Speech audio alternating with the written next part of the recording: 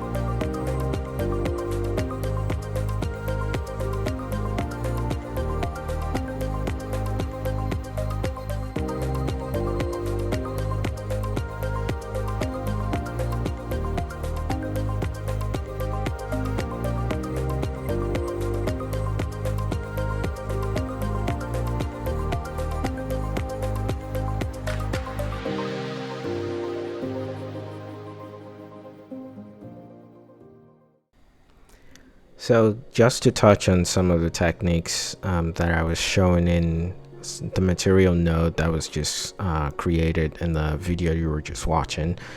The nodes represent some of the colors that you see in the water shader itself.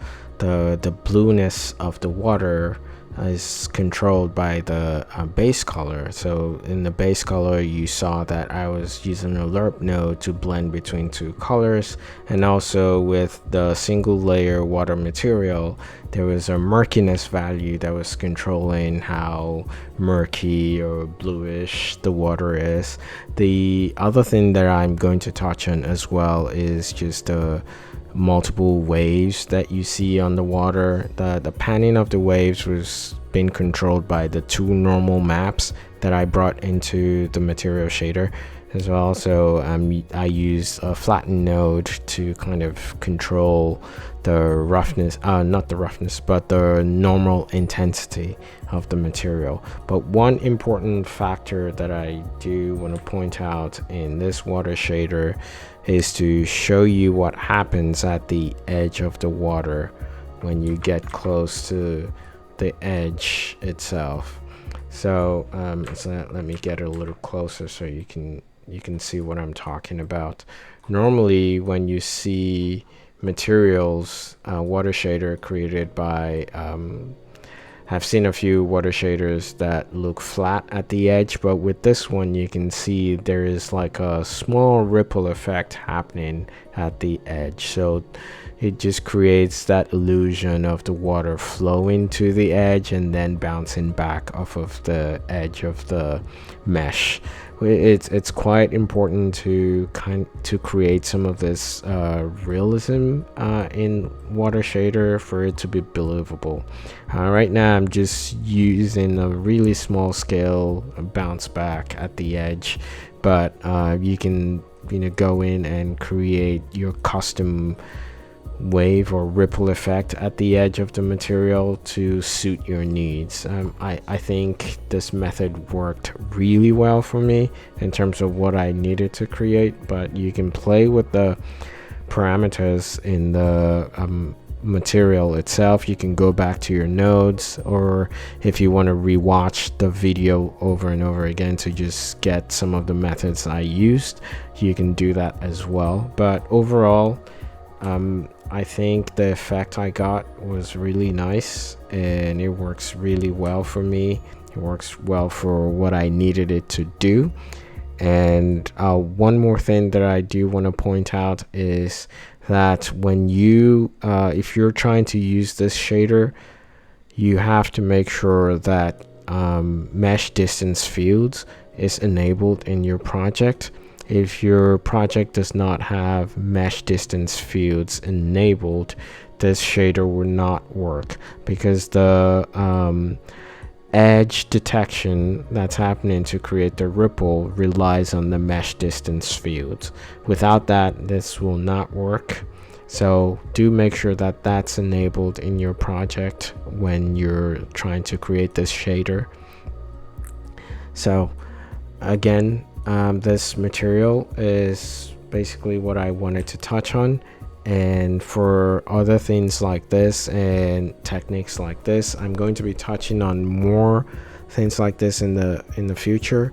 But for now, on this project, I basically wanted to showcase the material, the water shader, and then at a later date I will talk about how I was able to create the trees in SpeedTree and to make them look the way they look, because I've seen some trees in the past. As you can see from a distance, you can see the trees, they do not fade away, they do not become light. They maintain a density that's nice for the distance itself. I've seen some trees in the past that just fade out. They look kind of light and gray, but this one does maintain its shape. So at a later date, I'll touch on the trees, but for now, the water shader is what I needed to touch on in this video. If you do like this type of video, please consider subscribing to the channel or come back for more.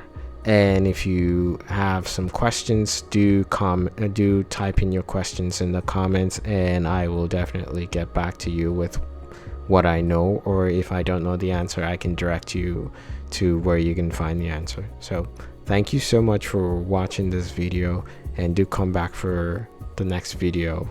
And if you'd like to be part to get notifications on my next video, do consider subscribing and hitting the bell button to get notifications. So thank you again, and until next time, bye.